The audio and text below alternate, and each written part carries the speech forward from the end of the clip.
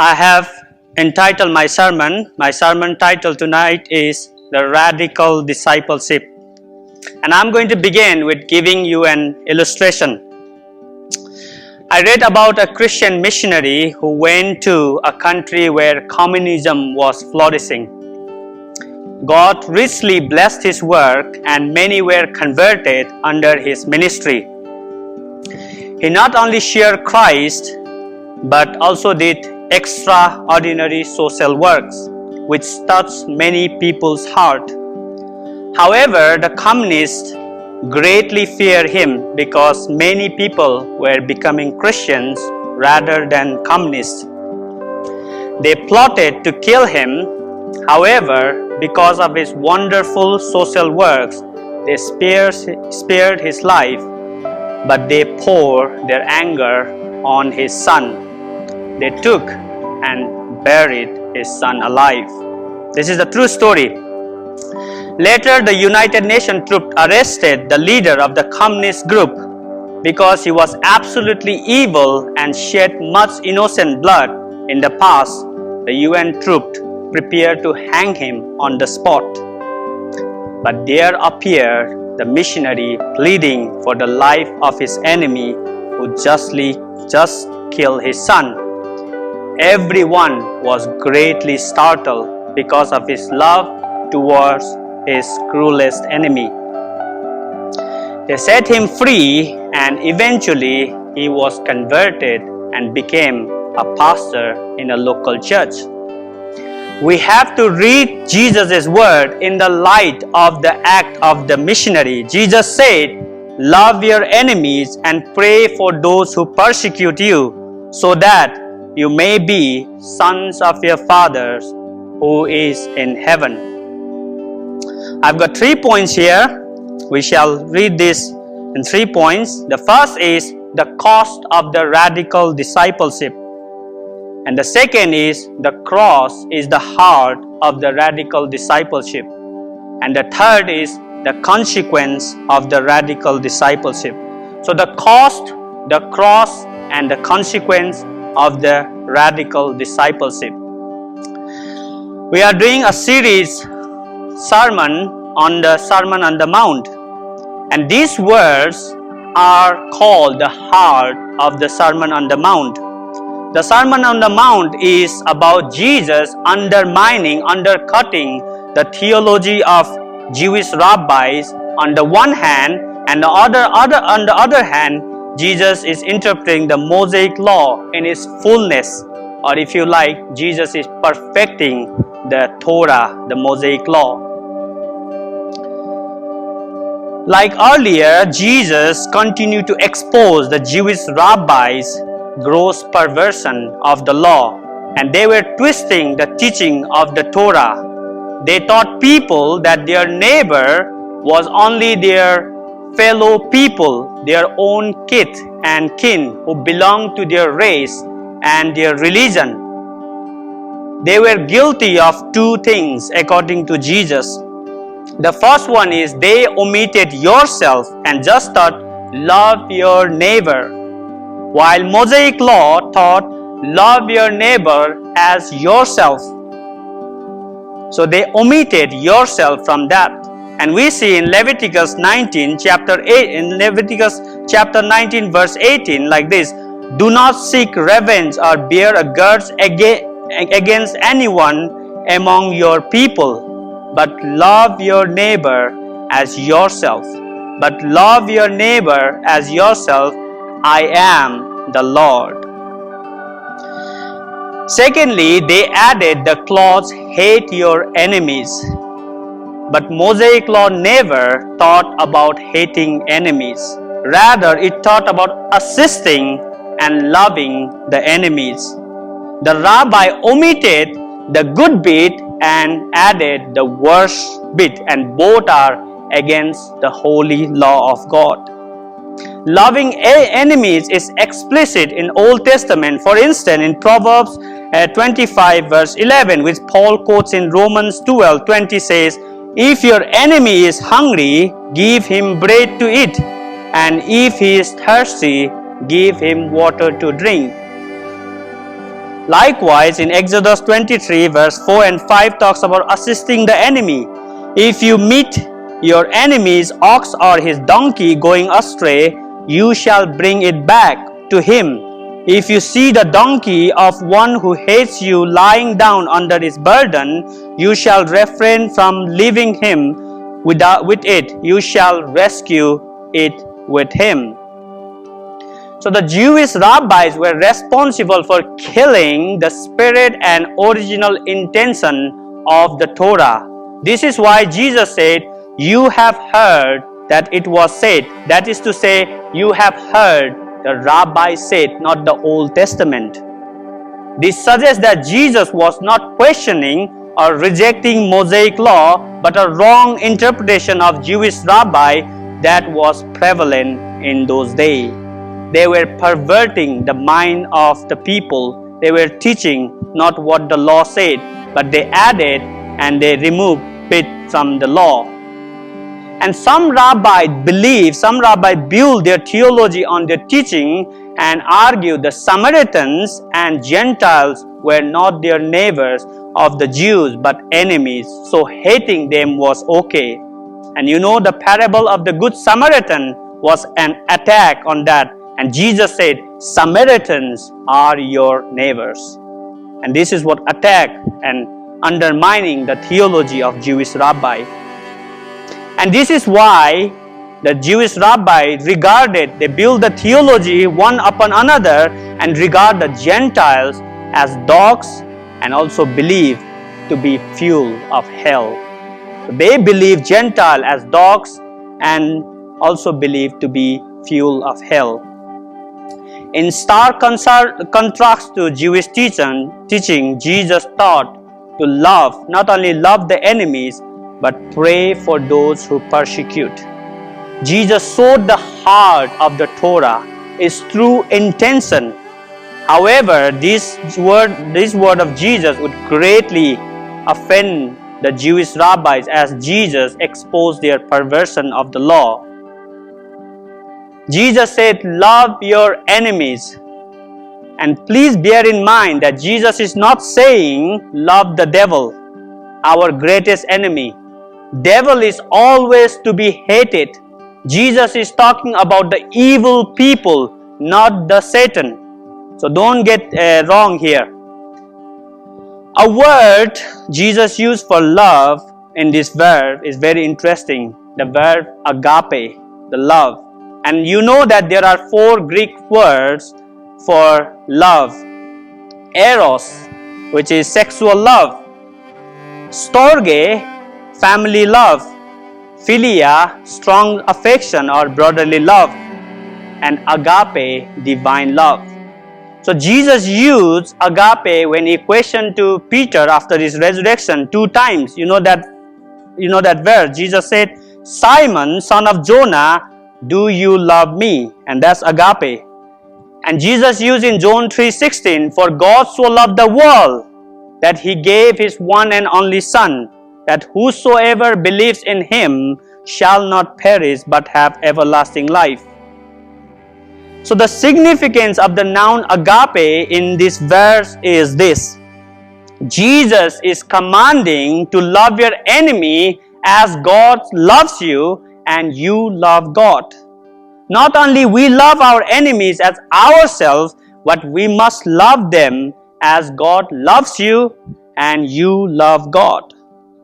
Not only we love our enemies as our friends and our brothers or sisters, but we must love them with this divine love. And I know that this is a challenge. It's a great challenge for me and for you. I know it is definitely not easy. It is terribly hard to love our enemies who hate us to the utmost level and who seek to destroy us. We know that ISIS and the radical Islamic group are the greatest enemies to the world. They had crucified many Christians and beheaded many, hundreds. We all know what happened in Paris. In around 129 innocent people were killed by them. And it is absolutely terrible thing to imagine about loving enemies like ISIS. Despite they and their ways were absolutely evil, Jesus commanded to love them. And it is also interesting that Jesus used imperative verb. And imperative in Greek and in English is command. So Jesus is here not suggesting to love them, not urging to love them, not advising to love them, nor convincing you to love them, but commanding you to love them. And not only that, pray for them. Pray for their salvation, who hate us and who want to destroy us. God is willing to show mercy on them and desires to save ISIS and radical group from the fire of hell, because our Lord doesn't take delight and pleasure in the death of the wicked. Our Lord doesn't take delight and pleasure in the death of the wicked. That's why we have to love them and we have to pray for their salvation. Let me quote Bonhoeffer here. It is highly relevant. He said like this: "This command that we should love our enemies and forego revenge will grow even more urgent in the holy struggle which lies before us. The Christian will be hounded from place to place, subjected to physical assault, maltreatment, and death of every kind. We are approaching an age of widespread persecution. Soon the time will come when we shall pray. It will be a prayer of earnest love for these very sons of perdition, who stand around and gaze at us with eyes aflame with hatred, and who have perhaps already raised their hands to kill us. Yes, the church, which is really waiting for its Lord and which discerns the sign of the time of decision, must flint itself with its utmost power and with the panoply of its holy life into this prayer of love." Secondly, the cross is the heart of the radical discipleship. We cannot bear the radical teaching of Jesus until we see it through the prism of the cross. I like Derek using this term all the time, prism of the cross. We have to see the suffering and this radical teaching of Jesus through the prism of the cross. We know Jesus suffered the horrible trauma all the way to Golgotha, where he was crucified. He tolerated every evil done to him despite he was absolute innocent. He was flogged, beaten, mocked, and eventually nailed to the cross, the utmost form of torture and brutality. I have read about many martyrs who curse those who killed them before they died. I have read about people who call divine wrath upon those who killed them before they took their last breath. But Jesus, who could call 12 legions of angels at one command, tolerated horrendous pain and trauma of crucifixion to the very utmost level.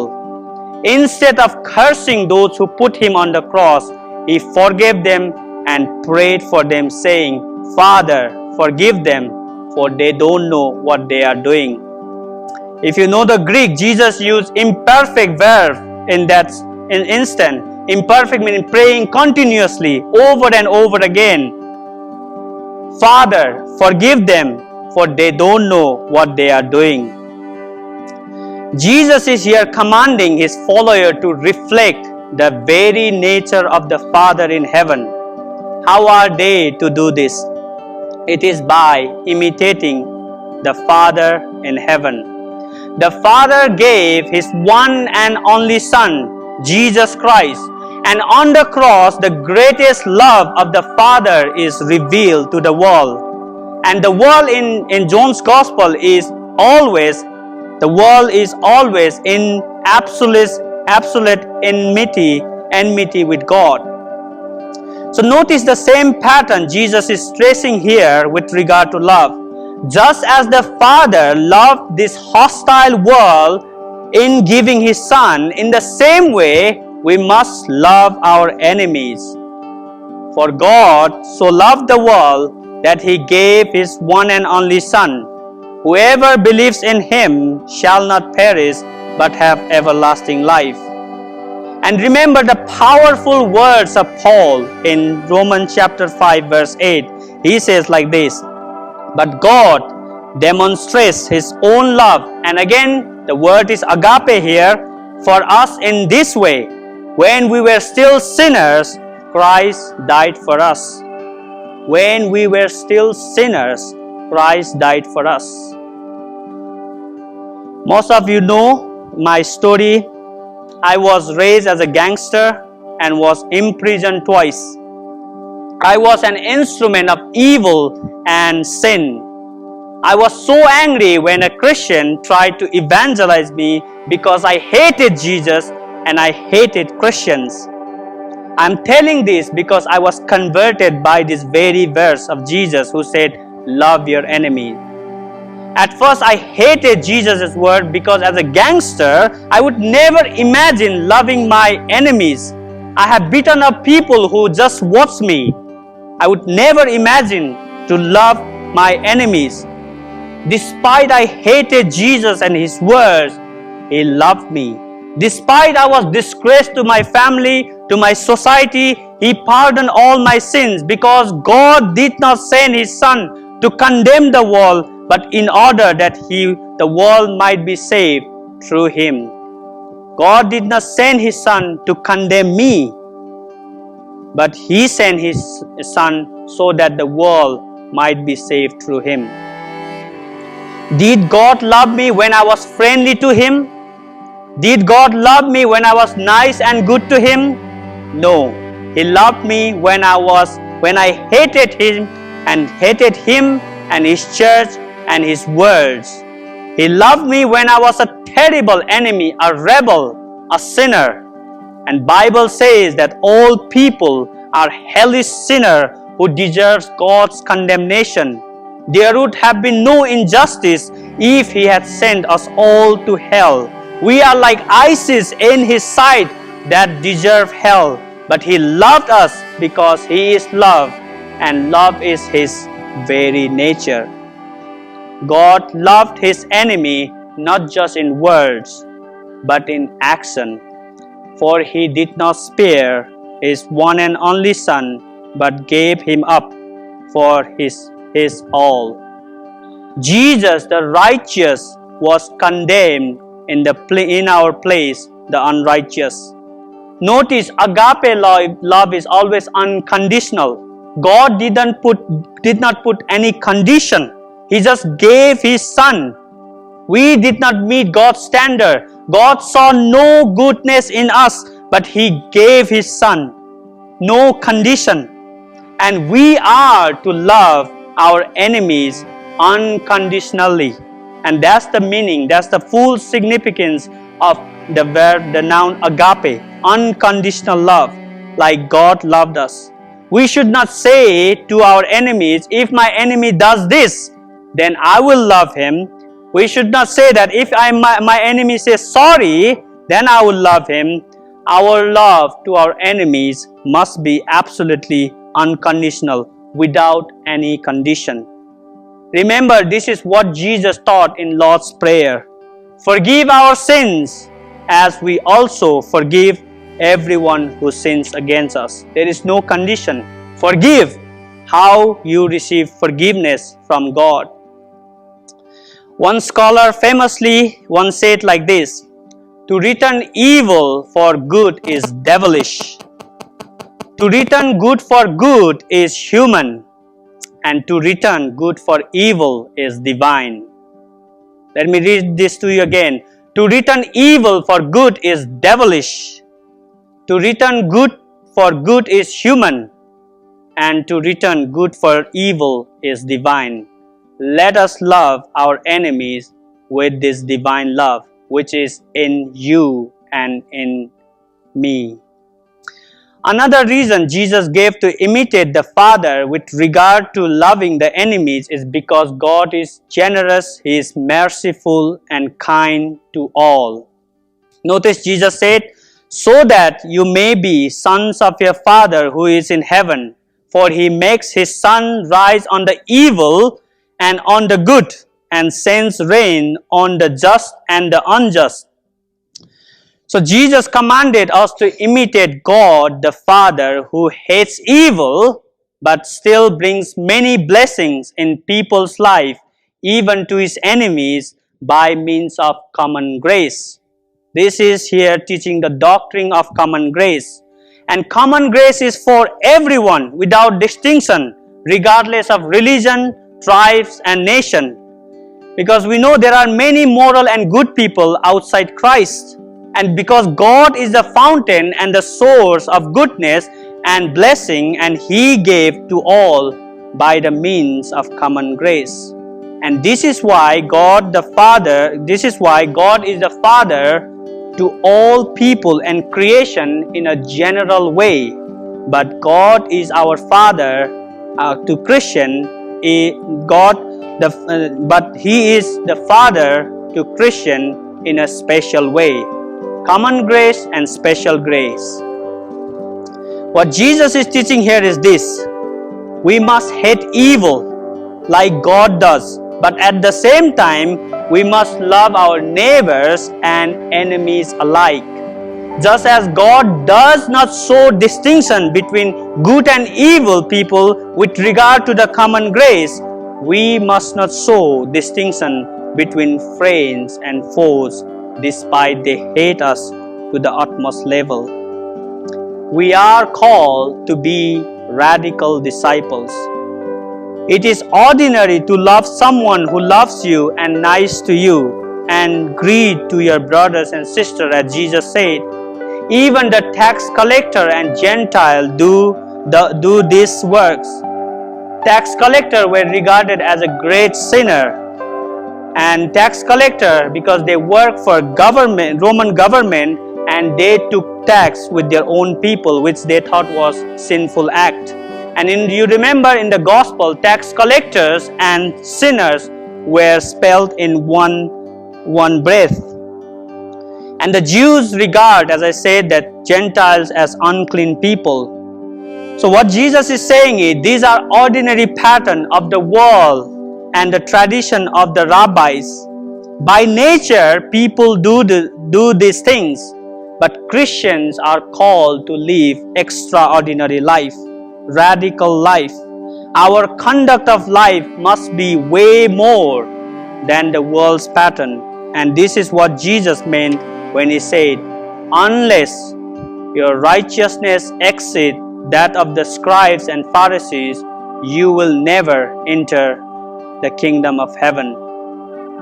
Loving our enemies and praying for those who persecute us would not only make us distinct and unique, but they exceed our righteousness way beyond than the scribes and Pharisees. And this is the perfect example to be Jesus' disciple and His followers. These God-pleasing actions mirror the work of the Father in heaven, who loved the world that was in enmity with Him, because He gave His one and only Son. We must imitate God in every way and seek to do the work He does, and thereby growing in perfection as our Heavenly Father is perfect. Thirdly and finally, I would like to the final point is the consequence of the radical discipleship.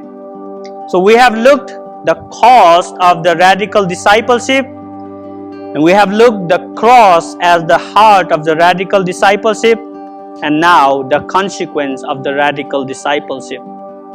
Why bother loving our enemies? What do we get if we love our enemies and pray for them? What is the outcome of the radical discipleship? And Jesus' word give answer to this question. But I say to you, love your enemies and pray for those who persecute you, so that you may be sons of your Father who is in heaven. So that you may be sons of your Father who is in heaven. When we imitate the Father who loved the hostile enemies, our identity as God's children is revealed to the world. When we mirror the work of the Father, our identity is revealed to the world. And here Jesus is talking about our identity as God's children. What was the outcome of Jesus when he forgave his enemy and prayed for those who nailed him on the cross? What was the outcome? What was the result of that? The result was it revealed Jesus' very identity as the Son of God. It made known to the world that his very nature, who he is and what he is like. Who knows, the thief who was crucified with Jesus might have professed faith because he heard this extraordinary word of Jesus. I have watched many Muslims who share their testimony. They were especially fascinated by the Sermon on the Mount, love for your enemies and pray for them who persecute you. And they don't find this in Quran. As a result, the word of Jesus really touched their heart and became alive to them. And whenever it is interesting that whenever the Muslims are converted through the wonderful message of the gospel, they do not only think that Jesus is the greatest prophet, Jesus is greater than Muhammad, but those words would reveal to them his very nature and identity of God's Son. What God is like is revealed on the cross because he came down to touch the untouchable, and they see what Jesus is like. It showed the very heart of Jesus, and that radically changed their lives. And the missionary is another wonderful example of this, isn't it? He did precisely what Jesus did on the cross.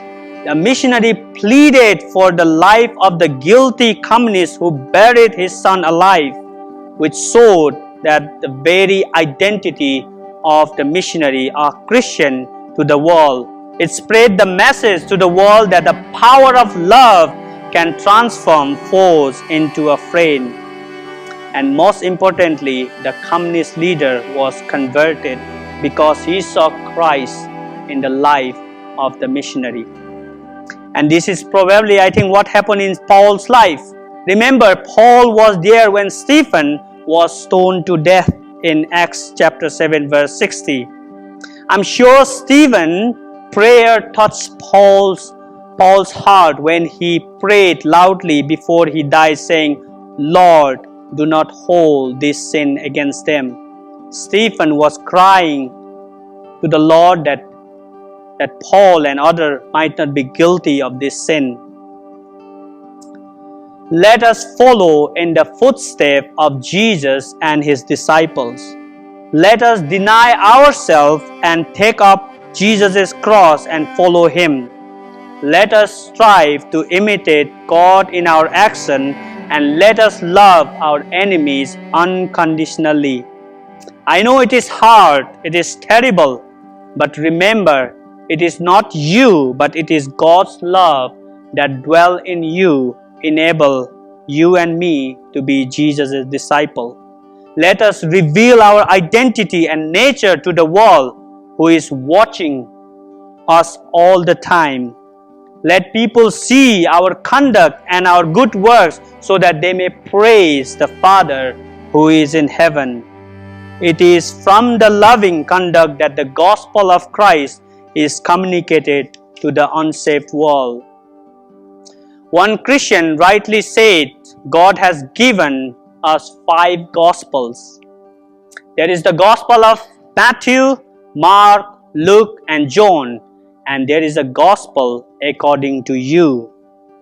The people in the world come to know Jesus as the world see him in scriptures and in your conduct of life, and that is the gospel according to you.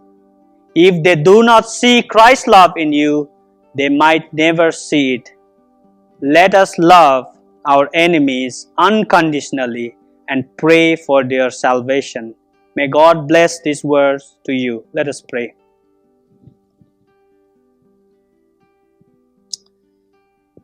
Lord, we really thank you for these words that you have given us in your holy scriptures. They reveal the very identity and nature, who you are and what you are. We know that our Heavenly Father is merciful. He is kind and generous. Lord, help us to reflect that nature in us. We too we also, Lord, help us that we may love our enemies, not as we love ourselves, but as you have loved us, and we love you unconditionally with the divine love. Lord, help us to be that, Lord. But we know that we often fail. We are often weak. Lord, forgive us and renew us that love in our heart, Lord, that we may always pursue you and always seek guidance from you.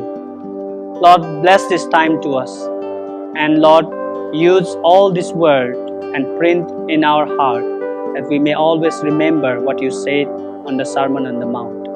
Go before us, Lord. We ask all this in Jesus' name and for his sake.